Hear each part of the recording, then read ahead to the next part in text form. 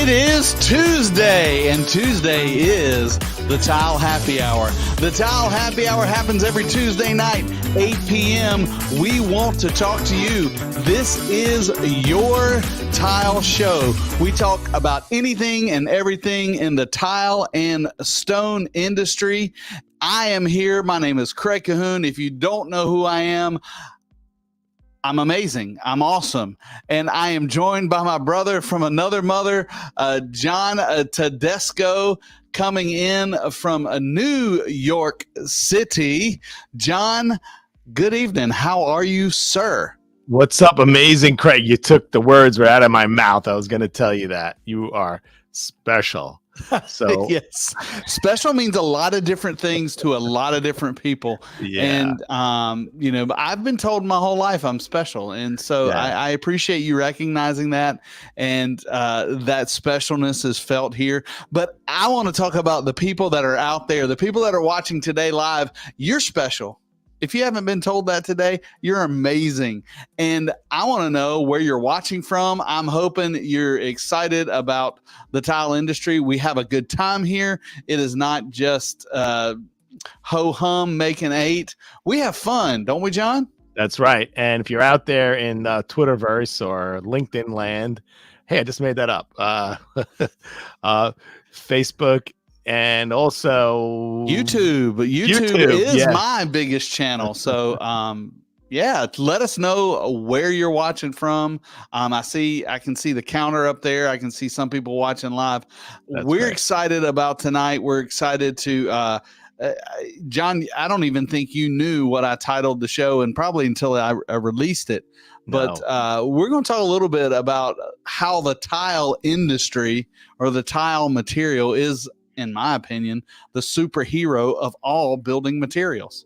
Yeah, I'm looking forward to it. This is really good. Yeah, so this is kind of a little exciting night because we don't have a guest coming on, so we're able to spend time together and talk about tile industry, and it also gives us an opportunity to answer any questions or comments. So let's say hello to our friends out there. So if you are watching, we want to know who you are, where you are, and why you are here.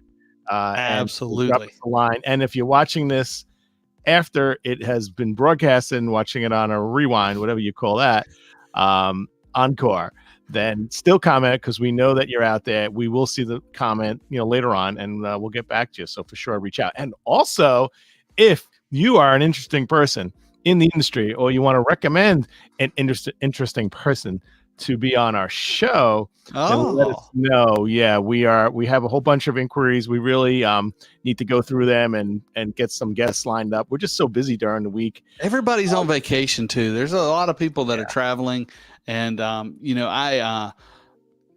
I both, we talk to industry professionals probably every day. Absolutely. And there are a lot of fun people. So we've got a bank of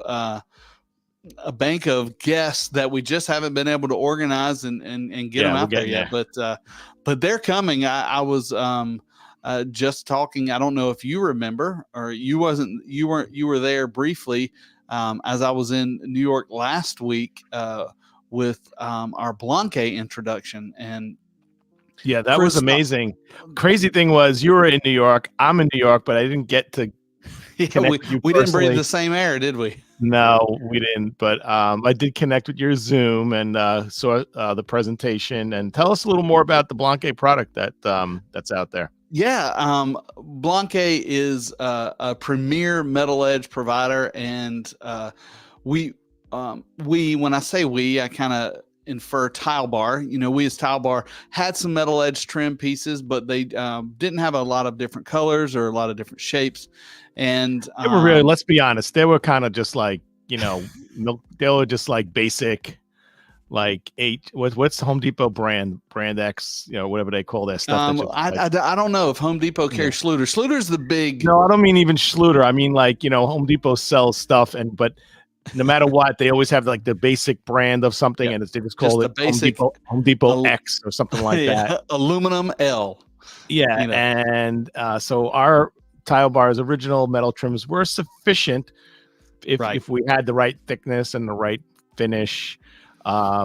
But I now, we're growing we're as elevating. a company, and so we needed that line to grow, and we needed more options. So last week, I presented to the company and introduced them to Blanque, who has over I think he said 3,500 SKUs. So there's 3,500, and that's hard to believe. There's even actually 3,500 different shapes of metal that you can use for a tile installation.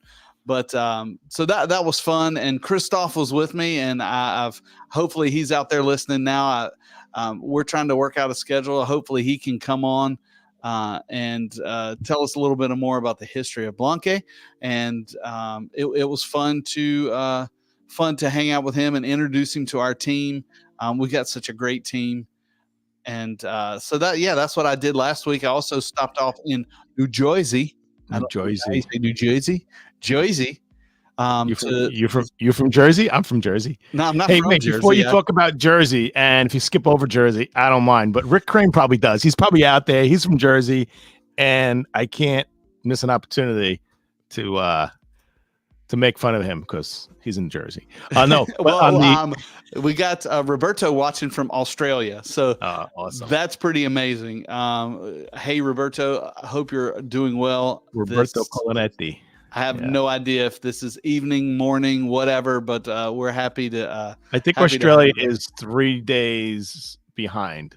3 days. I always thought it was like 7 days ahead. I thought they were like in the future. Like it's July 4th already there, but they don't celebrate July 4th. So Joshua is Josh. I'm just kidding, but New Jersey too. Roberto says it's 8 a.m. there. Well, good morning. It's Thursday morning. Yeah. And good day, mate. I won't try it. I'm sorry. I apologize.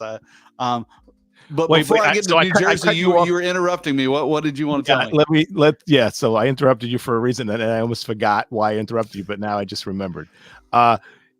Think about how amazing the metal trim industry has transformed the tile industry. Oh, I have thought about that, and that sounds sad, but when I started on Father's Day, that's what you were thinking, right? Yeah. Well, but as you know, when I started in the tile business I know it was like 50 years after you started in the tile business. Yes. But when I started in the tile business, the big thing in the commercial world was Dow tile 4 1/4, right? You know, that was all the wall tile you ever needed. You could get it from a Dow tile 4 1/4. And do you remember what the trim number part was? Well, 2x6 trim was S4269, a 4x4 flush bullnose was S4449, and out corner was SN. SC. Contrary, you would think that the N would be in, but it's not. Quarter round around the tub is A105, I believe. I got the numbers. You got it, and the base is A3401, and then your that's corners a 3 are SCR and L3401. We're freaking geeks. So A3401 is rectangular, right? Correct. A4401 would have been a 4x4, I believe, flat top cove. Yeah, and so, and guess what? What's that?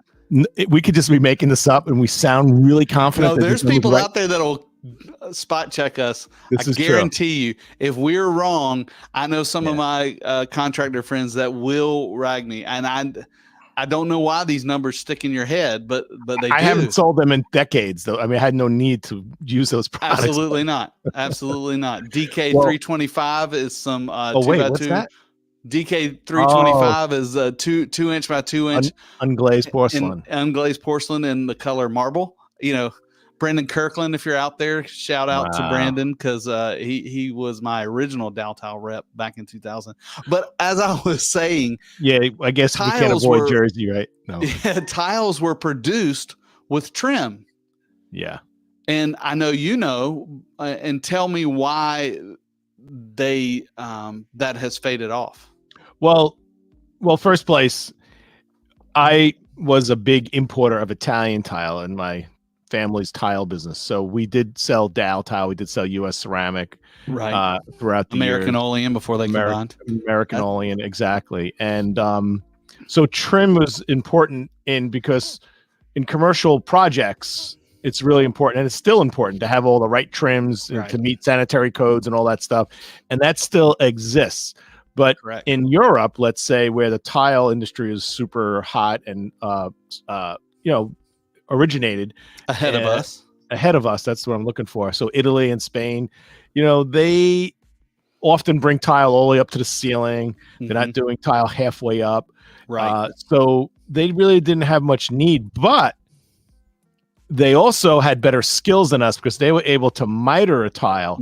They called it in Italian, they call it a jolly, Jolly, and they would miter the back of the tile on a 45 degree on a wet saw, but to the point where you don't touch the glaze. You just, cut the back of it off on a 45-degree angle. Yep. So you have the outside corner, you can deal with it. If you're going up to the ceiling, you don't need it. And then I don't know where. I mean, everyone knows Schluter is kind of like Frigidaire is for refrigerator, right? And, but your answer, I'm going to stop you right there. Your answer was not what I was wanting for an answer. Okay. Gosh, trim is more expensive to make than flat tile. Okay. I don't know if you ever went to one of the old Dow tile wall tile factories, but even when I started in the business, this is probably 2005, 2006. They were still making all of the trim with hand presses. Oh, okay. So they were making them one at a time, wham, wham. And so they just didn't cost out. And then, as you were saying, Schluter came along and said, hey, you don't need these expensive pieces of trim. I've got this bent metal. And there's a great story, and I'm not going to tell it today in hopes that we can tell it with a metal edge professional one day. But Schluter was the one that kind of said, well, let's just finish the trim off with a piece of aluminum. And that's what they did. And now it is, except for, I would say, and you know this more than I do, probably in the higher end installations, they probably don't use metal as much. Maybe it's a stone trim or something like that. But, well, it depends on the look. If you're doing an industrial look or like a cement porcelain that looks like cement, or it's very acceptable and often used, but it's very non-discreet. I would much rather a metal trim, even in a super high-end bath with the right, trim finish and color, than a bullnose or a cap that doesn't match. Because as you mentioned before, they're mass producing the tile. Well, you said they were hand making the bullnose, which means the field tile wasn't made at the same time as the shading tile. Was always an issue. Shading is always, to this day, and now the real big companies pretty much have it down to a science. Yeah. They've got the recipe, the magic recipe. But when I used to import my own and stock material, I cannot tell you the thousands and thousands of dollars of trim I would throw out constantly, because when you buy, I was the buyer. So I would order containers from Italy of a wall tile. Okay, how much square feet of wall tile? I'd figure out, okay, a bathroom is 220 feet, right? A floor is 35 feet. Bullnose, we need, 35 running feet around the room. And I'd have to figure out, and also decos, how many flowers. Back then, flowers were important. Or big deal. And that's nice. Granny wanted the flowers around her. Yeah. And that was the thing. And then when porcelain tiles became popular, it was very expensive. I remember in inflation, I don't know what it would be today, but I remember some brands of porcelain to have a cove base, it was $6 to $15 a piece. Yeah, like for just one piece. And in a commercial job, you had to have it. And these metal edge trims came in and they filled that. You can get a metal cove, you can get a metal this, and there must be money in it because, as you know, we just saw in coverings, Laticrete just started their own metal trim. Well, it's interesting. If you were in that world, and I was in that world, selling a project with tile, it was never to some of the contractors that were somewhat novice or new at it. They wouldn't necessarily analyze the cost of the trim, so they'd place an order, they get a job. Now all of a sudden they need like 1,200 linear feet of a cove base at 12. Next thing you know, it's like $4,000 more of trim, and they so it was like, it's like selling them the Atari, but don't tell them how much the tapes cost. Right. So I remember as a VE option, often I would offer, hey, listen, instead of a cove base, let's just do a cut piece of tile, and it would be a great VE option. Roberto had a good comment. He said the system is saying relocate the veining like a full body porcelain. Metal is good for a commercial job. We used to use metal a lot on commercial jobs. Yeah. I got a funny story for you. You ready? All right. Yeah. All right. So, I'm a nerd, not necessarily just about tile, but about all things. Just overall in life. Overall in life. Hard to believe, but I'm going to try to visualize that. So as you and I, we're marketers, and I think we're trying to innovate the tile world just as our company Tile Bar is doing. I do a lot of research on video stuff and YouTube stuff. Well, I was working today, and a lot of times I instead of having music in the background, I'll have a podcast or something. Well, I listen to these guys. It's called vidIQ. If you've ever heard of them, I'll give them a shout out. They're great on how to, get your videos in front of the people you want to see them. And the video, we want people in the tile industry to see our video. So just by chance, I submitted my YouTube channel. Well, today, live on the air, they pulled up my YouTube channel and criticized it, which was really cool and really fun. Rob is kind of one of the head guys over there, and he gave me some critique, which I was appreciative of it. And he said, "Now that can't be right. They can't do a podcast about tile." And I started laughing. I was excited because I was taking notes because I'm on the air live, or they're looking at a thing like, and I was like, That's offensive. Why can't we do? They do podcasts about everything. Rob at vidIQ calling you out. Why can't we do podcasts about tile? That's violence. That's violence. Tile. That's violence towards us. I think that's some sort of copyright. But I thought that was funny. I was like, well, number one, John will believe I'm listening to a podcast about how to make our podcast better. That's awesome. Everybody would believe that. And then the luck of the draw. They pull my page up, and then they say, pretty much what my wife says every time I get off the air with you is, I can't believe y'all can talk about tile for an hour. Well, actually, have you heard of Clubhouse? Yeah, the Twitter, is that no, Twitter Clubhouse? space? It's the audio like platform where everyone's just talking to each other in rooms. It's super big. Isn't that similar to what the new Twitter thing is? Maybe. So I got in early in the Clubhouse, and you had to get like an invite from somebody, and there's all sorts of channels and rooms, conversations going on, and literally, and maybe it's about a year now, and I got so consumed with it, in the course of like less than a month, I literally shut down. I haven't opened it up in like 6 months because it really was so overwhelming. There was just chats about everything. I even started the channel, the Interior Design Network, and I got hundreds of followers. And the reason I made me think of it is they had like a room where they analyze your social media, and they would go in, and they'd look at it, and they, it's overwhelming. And that is one of the things I have to self check myself, is I can get into that thing where I want to do something better, and I'll just research it to death. And it's like, just do it. Sometimes and that's, I'm so thankful for you. And we just said, hey, I don't know, I've never done a podcast before, but let's do it.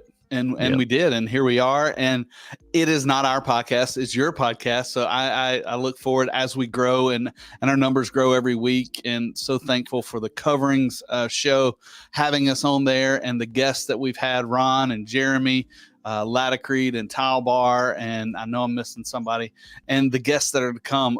I mean, the whole goal this is my family motto, is we leave it better than we found it. So every day we just try to get better and try to do better. And so that's what it's all about. Isn't that the Boy Scouts motto? I'm not sure. I wasn't a Boy Scout. In reference to campsites, that's the motto. And that's probably where I got it. Leave it better than you found it. Because I know I don't look like I've camped very much lately, but I have camped and hiked in some time. You look like you camped and then somebody left you there for a week by accident, and you were traumatized. Maybe that. Maybe that's what it is.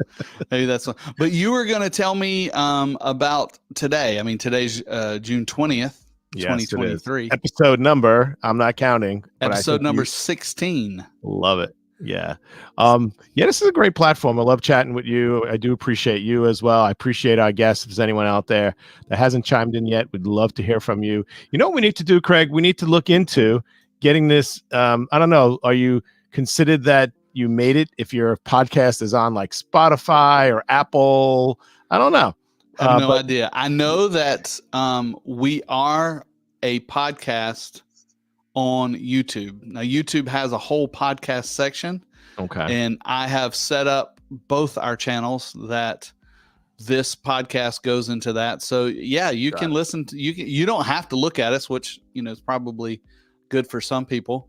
Thomas Holt, hello from Florida, my good friend. Good to see you. You could actually just listen to us, which is, that's nuts. But hey, tell me, other than it being July 20th, what was today? Today is National. There's many. Every day has it's many national days. Well, the one that's stuck in my mind today is National Productivity Day, and today is the day to learn new ways to be productive. So I should have taken a nap today, is what you're saying. It's 8:20 p.m., so I still have a few more hours to figure that out, and I'll get to it. But there's also National, Vanilla Milkshake Day? Is that it? Yes, National Vanilla Milkshake Day, and I have in my Leroy Yeti special made vanilla milkshake. You do from my wife. Wow, that is really nice. I just have some whiskey and well, every day is National Jack Daniel's Day. That's true. And Thomas, you're right. That what he was talking about, the cork miter, where you don't actually go all the way to the edge. You leave a little bit to be desired. And that, we used to do that a ton on stonework. So you'd leave, if you're cork mitering a 2 centimeter piece of stone, 3 centimeter piece of stone, you'd leave a reveal in there, which leaves you a little bit of room for. Doesn't it leave like a little rectangular gap, like a square? Square. Square. I guess it could be rectangular, depending on how good your cut is. But is that so if you're doing like an apron, right, on something, and you're cutting, you can do a cork miter. Yeah. But is it an aesthetic thing or is it a technical thing? What is it accomplishing?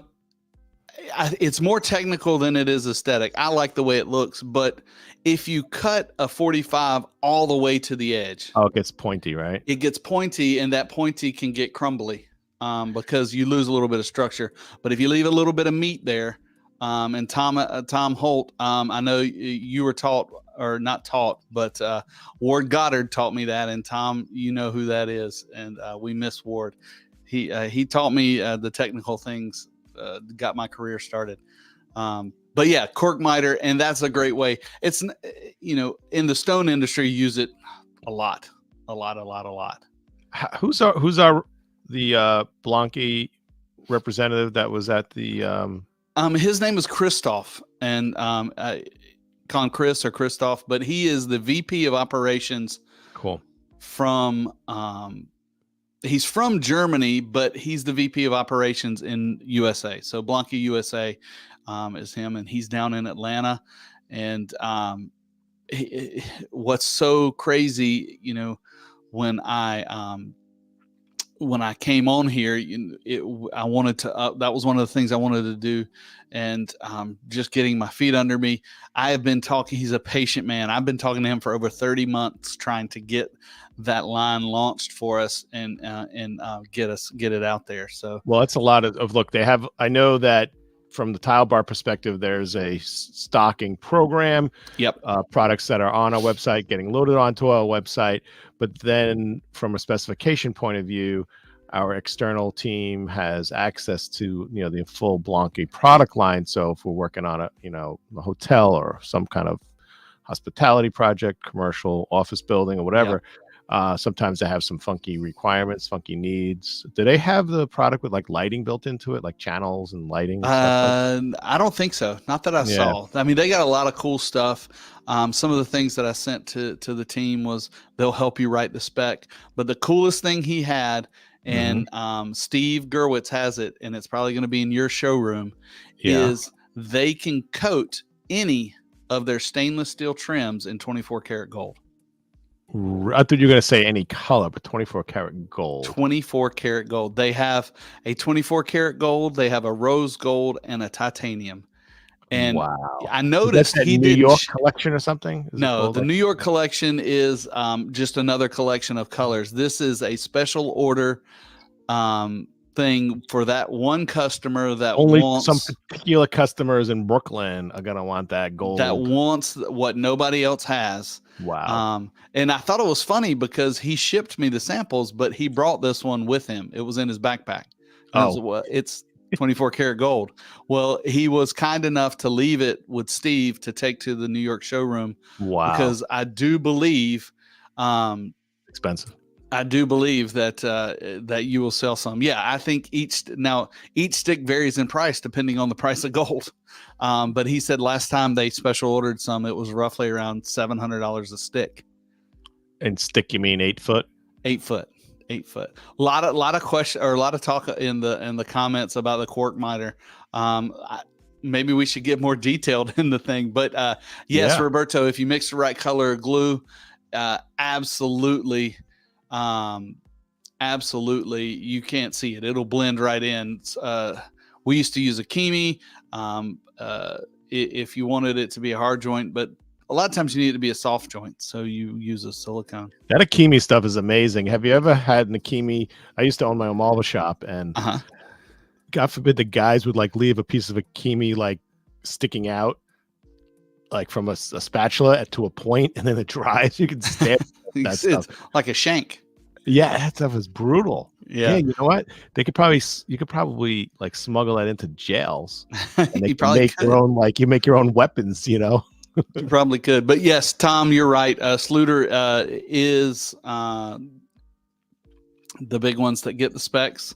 But I have, obviously doing this a while. Most of the time, the architects and engineers, designers, as long as it's a metal trim that's the shape they want, they don't have a ton of problems switching that out. No, but our goal is to get it spec'd on the front end.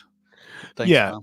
Yeah. Well, it's kind of like setting material, right? If there's more than one really good brand out there. Laticrete is a great brand. There's others.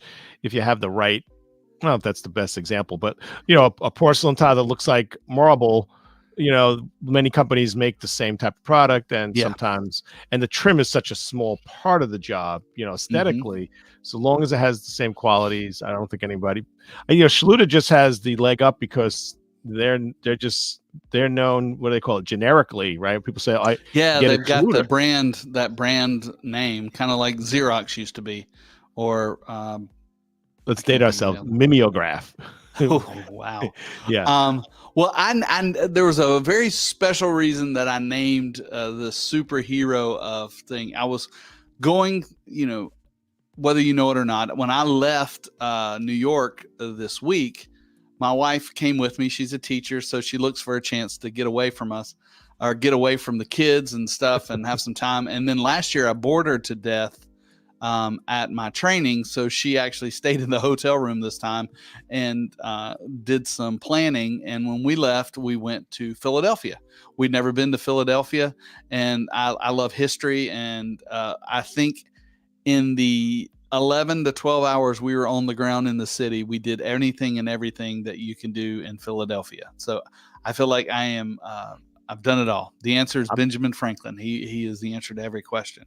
That's cool. I'm thinking, but as I was Rocky Balboa. Yes, Rocky Balboa. Yes, we saw him. But I was thinking about it, and we walked into this building right here, which is the I don't know how you say that, the Bourse building. Yeah, I think so. And I love the architecture. I love taking pictures. So I took a ton of pictures. I'm sorry that this didn't fill up the whole screen.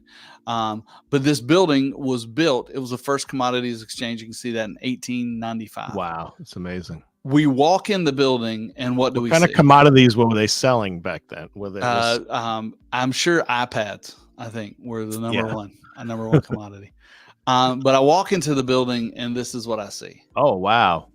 And So that looks like two different types of. well, what has happened, and this is here is is that a repair?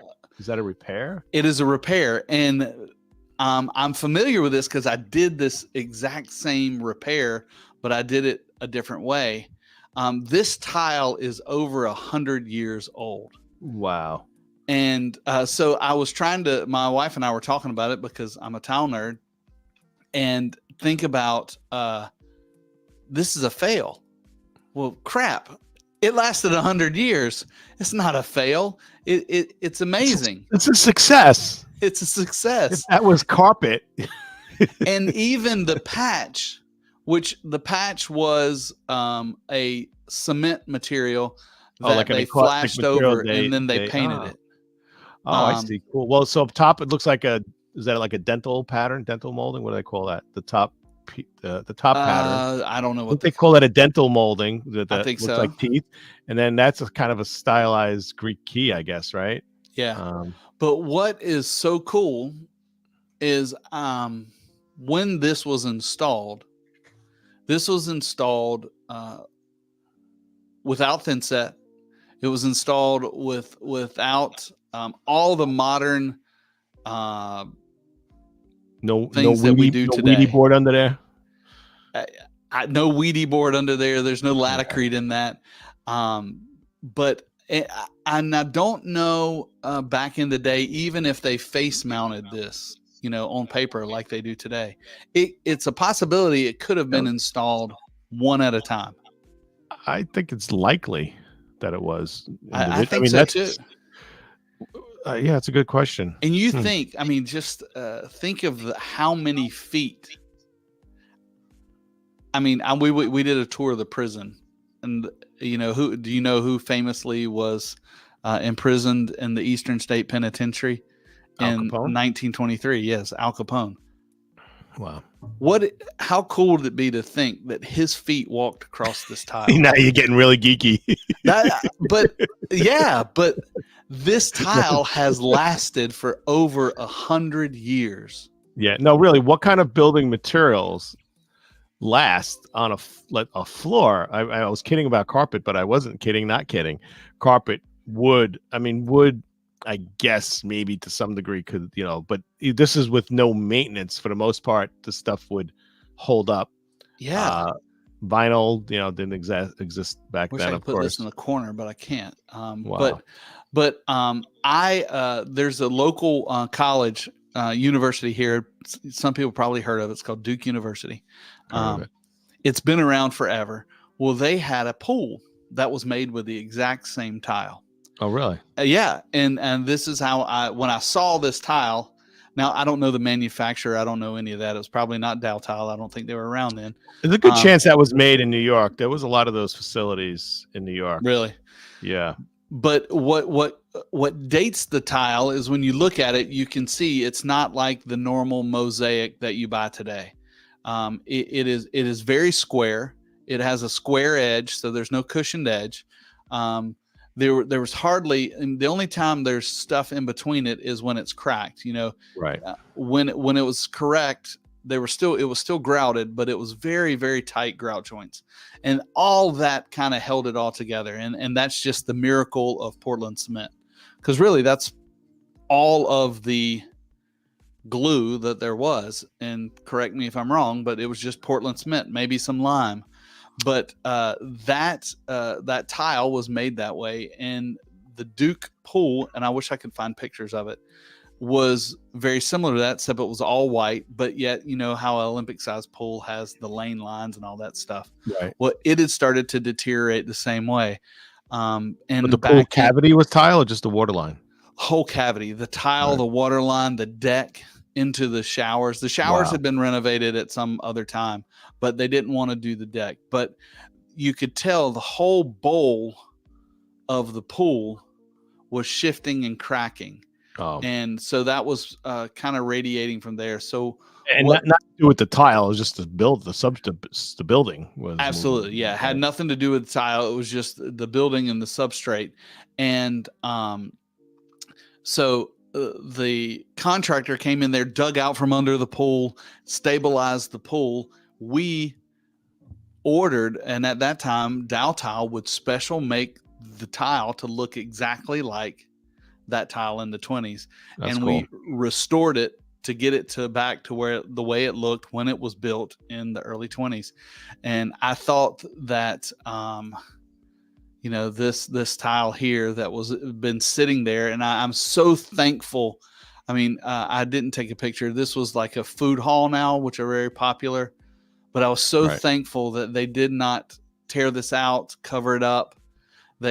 Even though the patch that they're doing on it is kind of hokey pokey, but at least they preserved what they could. I think they did a good job with the patch. And you know what? I feel there's probably a lot of books out there. I haven't seen them, but of just tiles.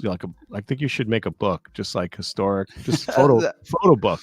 I love it. Yeah, that's a great idea. I've got to. New York City subways. Now, there definitely exists books on tiles in New York City subway system, but I think there's room for a lot more. Although I believe there's a law in the books that you can't photograph, you can't, technically, you can't jaywalk. I don't think you could just go and start photographing stuff. You have to get permission, but there's so many stories to be told and the history of tiles, and there's definitely books on this. I've kind of come across a few. I don't own any. I did own one once. I have to look for it, but now they've done a lot of new subway major line expansions, and they employ tile and glass and mosaics. I mean, just incredible murals. It's really I think it's the go-to medium for, public transit would be in New York for sure, and probably elsewhere, tile, because it's durable. Think about the fumes and think about the, damp conditions and the cold conditions and the hot conditions. It's kind of like a superhero. That's what I said. Roberto, you asked if that was a good job. I'm not sure if that's what you meant. I'd say that was an excellent job.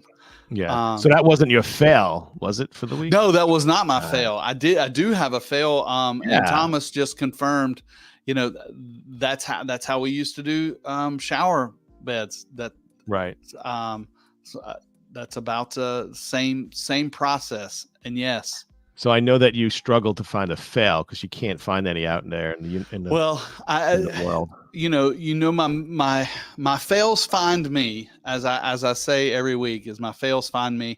And this week they found me, and I would and Roberto, Tile Bar's headquarters when you were visiting? It was not at Tile Bar headquarters. Okay. The patch is horrible, Roberto. But here is the fail for this week. All right, let's check it out. I'm doing it differently, so let's see if let's see.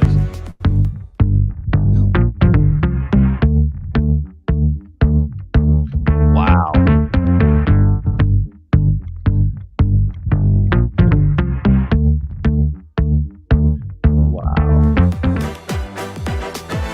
I don't know. It started almost in the middle of the thing, but that was at our hotel. What happened to that? What the heck? That was I didn't even know what I was looking at. Crazy about it is all of the walkways in this hotel were all what is the brown color stone that looks like Neuromarquina, but it's not. It's brown. Dark Imperador? Is it? Yes, Dark Imperador. It was all Dark Imperador, and it was, you could tell it was older. This was hotel was in need of a renovation. Right. It's you're right, Tom. The Rocks did it. Yeah, it's what they call a cozy hotel. It's a cozy hotel. Yeah. So they had all these curves that were cut into the stonework. Oh, and that was easy to design on paper. Yeah, easy to design on paper.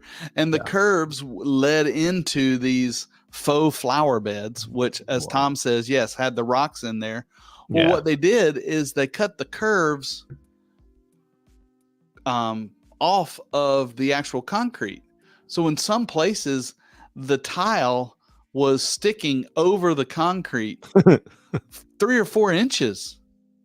And I was like, who thought this would work? Because, the minute a suitcase rolls across it, something, somebody steps on it wrong for too long, it's going to break. I mean, that Emperador Dark is not very strong. And it's not like the aluminum metal edge is going to hold it in there. And I just kept thinking to myself, Tom, you tell me if I'm right. That's probably an okay way to do it, but they should have then backfilled it with mud to give it some structure. But they never did. That was one of the worst fails I've seen you. That was nasty. Yeah, I'm going to challenge you. Actually, let's say at the end of the year. Okay.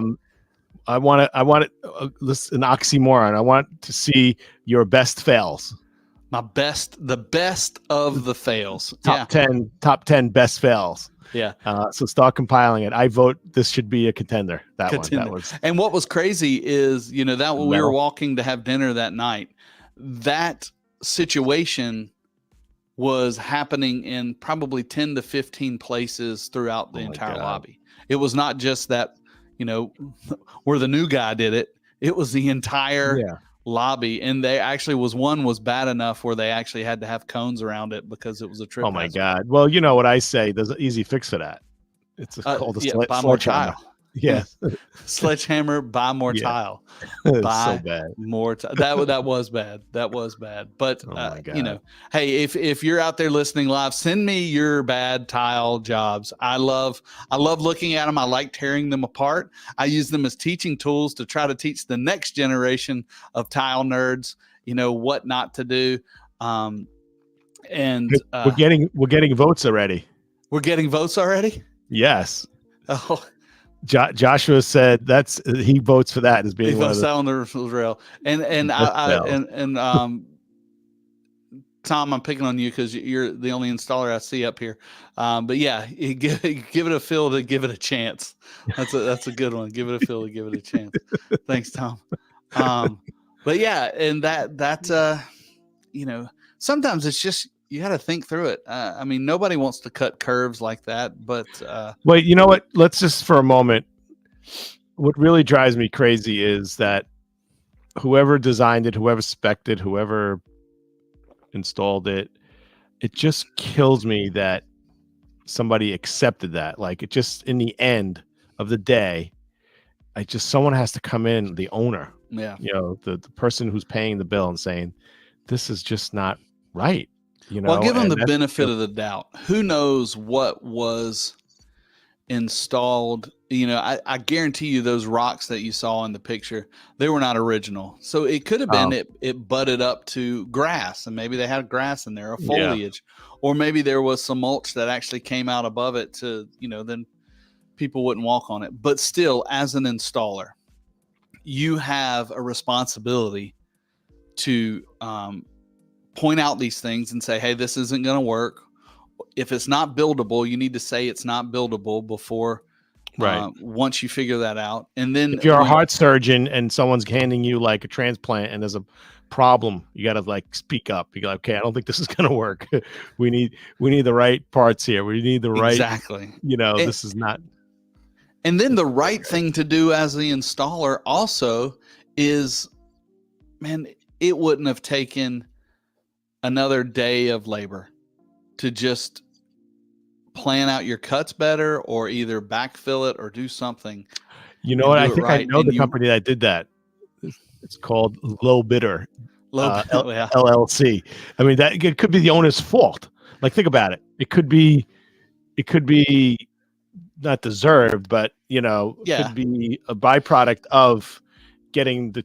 As someone said, Roberto said, it could be a company without knowledge, but just sad. It's just sad because money was spent and needs to be respent, and it was just a lost opportunity to do that. Hey, really important.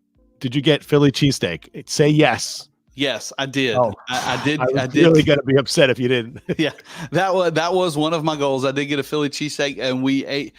I had.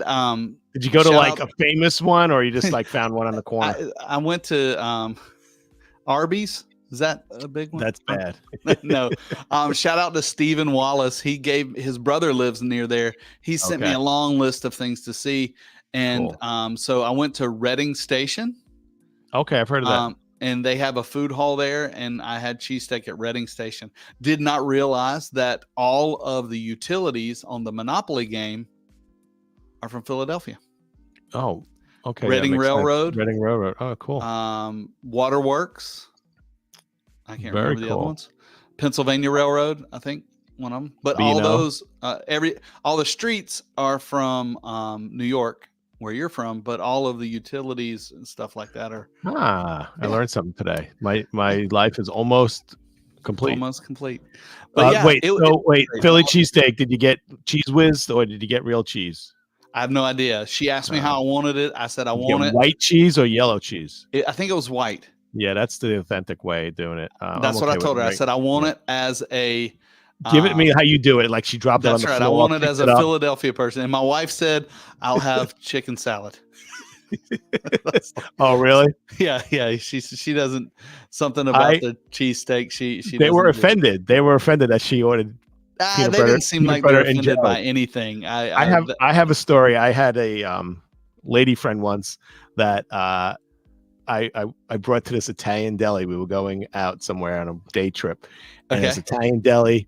The guy's name was Guido. Like if you knew my father, like you go there and you get a prosciutto and you get provolone and you get roasted red peppers and you get little olive oil and vinegar on a sandwich. And I order something for me, right? And then she looks at him and says, "Can I have a turkey on white bread?" We broke his heart. Oh no, on wheat bread, yeah. And he just broke his heart. And he walked around the counter slowly to the Wonder Bread section. He pulled out the loaf of wheat bread that nobody ordered that day. Yeah, that's right. He brought it behind the counter, took out the twist. I saw a tear, I think, coming down his eye. He was making turkey on whole wheat bread. And I got in the car and I said, "Oh, I thought you were going to order because we had a chat about, how Italian this place was." And needless to say, that was a deal breaker for me. Yeah, well, I understand. Now, I will say when I was in New York in Inwood, we didn't have anything to do Thursday night.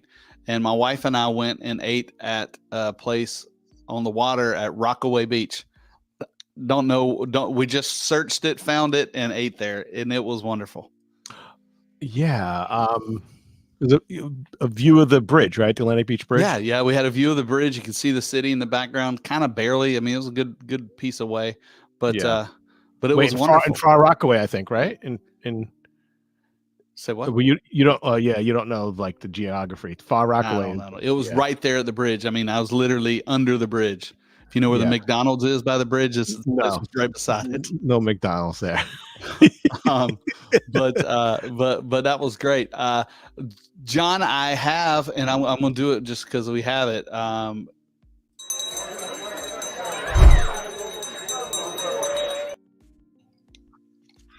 have here a question of the day, John. And all right, you've got some help on your side today because Tom Holt is an installer from way back.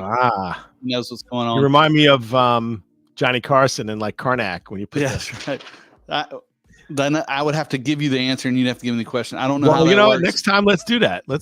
I challenge you. Hey, you do that to me and then I'll do it the right way. That's too much for me to think about. All right, I'll do it. So this is a question from an actual client.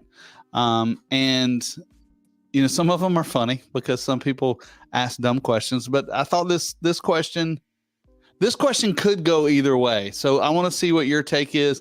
Anybody out there that knows anything about stone installation, I'd love to get your opinion on it too. So hope all is well. I have a customer and contractor that installed this material, and I'll tell you what it is in a minute, on an uneven substrate, causing some areas to have an uneven and sharp edges. So they installed over a substrate that wasn't properly prepared, and so now they have lippage. The customer is wondering if it's possible to buff or polish down the tile to make it even. Is this a possibility? So my answer is, I haven't given you the material yet. Do you want to know what? I'm assuming it's a natural stone. So what is it? It is Narcissus White Thassos polished marble with mother of pearl insets. Oh, that hurt. So if it was regular marble, buffing is not the right word. You literally got to grind it down. Right. Grind and right? So polish. if you have lippage, I mean, they do that in Europe a lot, right? You go to these, they Yeah. install. I don't know if there's a term for that, but sometimes they install knowing they're going to come back later and grind it down and polish it. If you close your eyes and you rub your hands over the floor, you won't even know where the grout joints are because things are so smooth. We used to do that with terrazzo tile back in the day. That's pretty cool. So because of the addition of the mother of pearl, or if there was a metal inlay, then I'd say you cannot do it. What is your what's your apprehension about the mother of pearl? Because of the thickness? Well, it's delicate. Fragile? It's laminate. It's fragile. That's how you know it's from Italy. And it's mother of pearl. It's usually laminated on top of something else. So there's like 64th of an inch of mother of pearl. Yeah, and it's gonna come off. I feel. What do you think? I agree with you. I was all for them hiring a restoration company, and frankly, I think that was my suggestion for them, is to call a stone restoration company. Can they work around the mother of pearl? Like, I don't know where the mother of pearl was. Maybe I don't remember exactly what the material looked like. I think it was a water jet, but sounds like to me you gave them just a good way to get it off your lap. Call a restoration company. Yeah. Well, it was either that or take it out and start over. Yeah, the John Disco solution way. That's right. It's probably what the sales guy wanted me to say. But somebody that does it every day may have a workaround for that. I don't know. Wait, but let me ask you a question. If you're putting down a floor with stone, like if the substrate is uneven, I mean, I get why that could cause lippage, but I just feel it could just be improper technique, right? Of the I think maybe the substrate was the scapegoat. It was probably the qualification of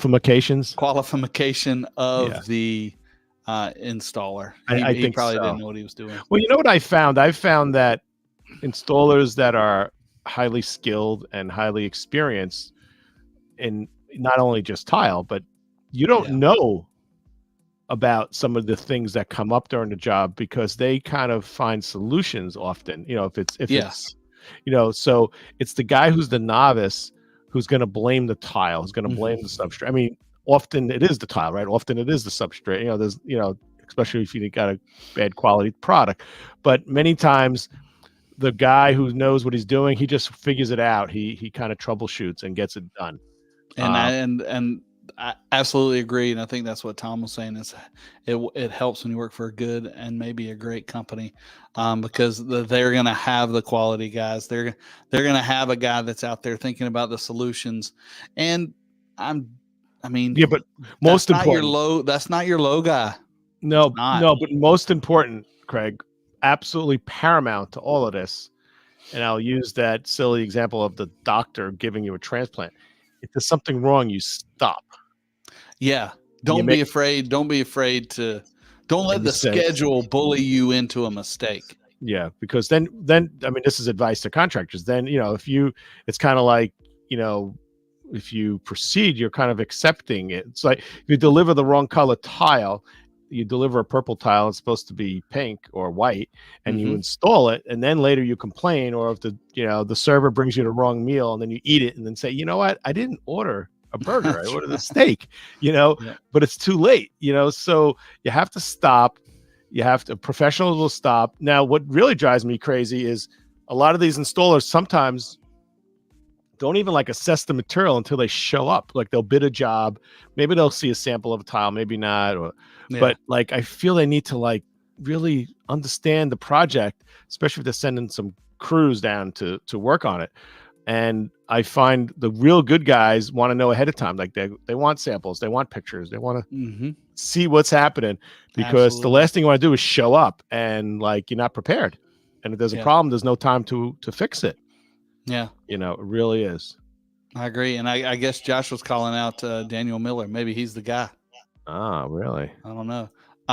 But this is not why you do it, but Tom is right. Tom mentions about substrate is everything. And that's good. When I rewrote some of our install instructions, the first paragraph is about the substrate, because if the substrate is wrong, everything after it is wrong. And even though sometimes it may not be our responsibility to fix the studs of a shower or to fix the concrete that's crapped up, Tom is right. You can make money doing it. The key is when you enter into a project, know what you bought, know what the customer bought from you, be confident in that. And if they're not providing what the expectations are or what is required, offer them solutions, and sometimes that can be profitable. And well, so think about the two paths. No, think about the two paths you can go down. You go to a job and there's a problem with the substrate. You can close your eyes and hope it comes out right, and then they complain, and now you're now responsible and trying to blame it on the substrate. And I would say, as the end user or the purchaser or the GC, say, whoa, you're a professional. You shouldn't have installed that. Why didn't you call? Why didn't you stop? So now the tile has been used up. It's been consumed. Potentially you have to rip it out. Then you have to or you could go Thomas's suggestion and you could say, hey guys, we have a problem.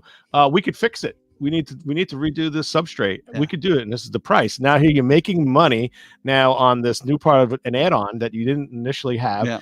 And that's A. And then B, you're going to have a perfect substrate. Damn well, if you're going to be putting tile on, that's right. If you're doing it, you're going to do it kick ass perfect. And that's pretty. I mean, you don't go into a job anticipating that because your schedule is going to get all effed up. But if you need to, but that's the true test of a professional. Just close your eyes or make money and make the job turn out properly, and you'll get hired. I'll add another one to that, John. Is there's a C personality. The guy that gets out of his truck, sees that it's not right, and just leaves and doesn't say or do anything. I've known contractors like that, and I'll be honest, wow. my stepdad was the best cabinet maker I ever met, and he would do that. Really? If he walked into a home to build a staircase, he'd do it all by hand, and the painter left a bucket in the middle of he would just pack up and go home. And I'm like, what is wrong with you? But don't be that guy either, because it's a symbiotic relationship. We've all got to work together. The owner, the general contractor, and all the contractors. And if you treat everybody with respect, it's a whole lot better to work out the problems, and a lot less likely you're going to end up in court. Tom's going to start something here. Make mud walls great again. Make mud walls great again. I like that. And hey, you can't beat the accuracy of a mud wall. I don't care. I don't know about your foam and all that other stuff. If you know how to do a mud wall, that's very intimidating. I've seen it done, and I can't do it. I mean, look at me. Of course I can't do it. I can't do it. I mean, I'm sitting here in front of a computer, but I'm good at that.